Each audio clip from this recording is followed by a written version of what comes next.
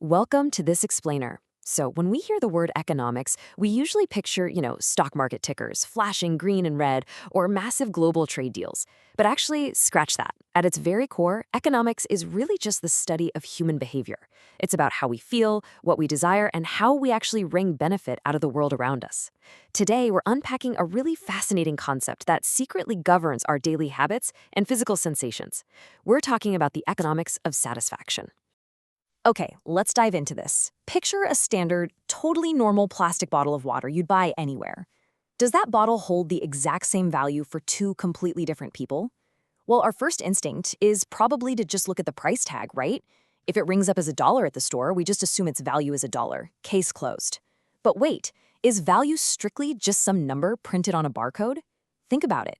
What if person A literally just finished running a marathon in the blazing sun, while person B has been chilling in a freezing air-conditioned room all day sipping iced tea?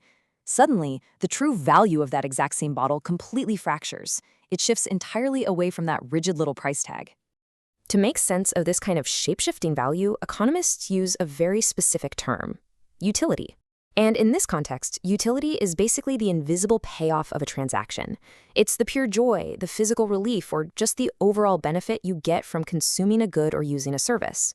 It's a really brilliant concept because it cleanly bridges the cold, hard math of economic theory with something we all intimately understand: the universal human experience of finding satisfaction. Now, to really grasp how consumption works, we've got to look at the big picture first: total utility. This is exactly what it sounds like: the absolute sum of all the satisfaction you gain from everything you consume in a sitting. Imagine sitting down for a huge, delicious meal. As you devour your first slice of pizza, and then your second, and hey, maybe a third, your overall total satisfaction naturally increases. You're no longer hungry, your cravings are completely crushed, and your total pool of joy has definitely expanded. This is that broad, expansive view of human consumption. Initially, at least, more consumption generally adds to your overall total utility. But here's where the story gets a bit more constrained, and frankly, a whole lot more interesting. We have to introduce marginal utility. If total utility is the entire swimming pool of water, marginal utility is just a single, solitary drop being added to it. It measures only the extra, incremental satisfaction you gain from consuming just one more unit of a product. Not the whole meal, just that next specific bite. And as you'll see, this extra bit of joy behaves very differently than your overall total joy. In fact, this marginal value is where our actual day-to-day decisions, whether to keep consuming or to finally stop, really take place. And this brilliantly illustrates the tension between these two metrics. Because as you consume more, the overall mountain of your total utility continues to rise. It gets bigger. But concurrently, marginal utility, that step-by-step, unit-by-unit satisfaction, is actively dropping with each new thing you consume. It creates this absolutely fascinating paradox of consumption. How in the world can you be gaining overall satisfaction while the joy of each individual new piece is actively shrinking?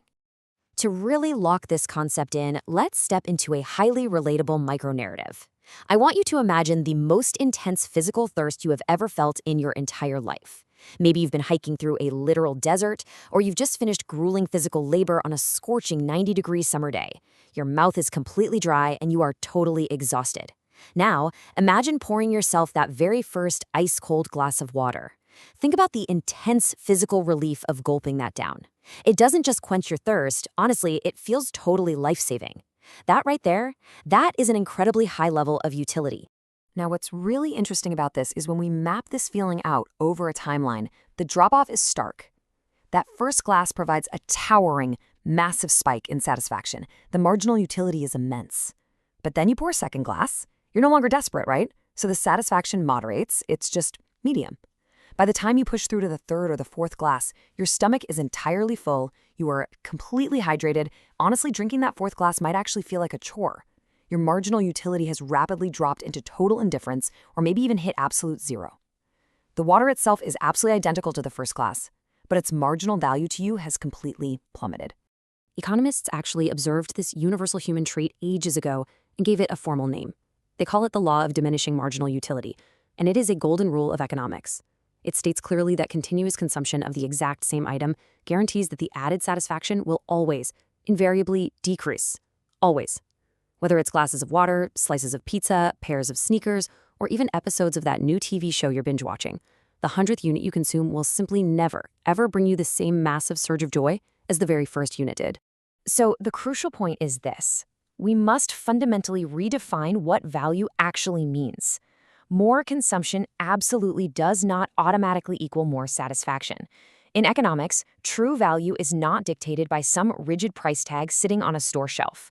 A $5 item is not going to magically give you $5 worth of joy every single time you buy it.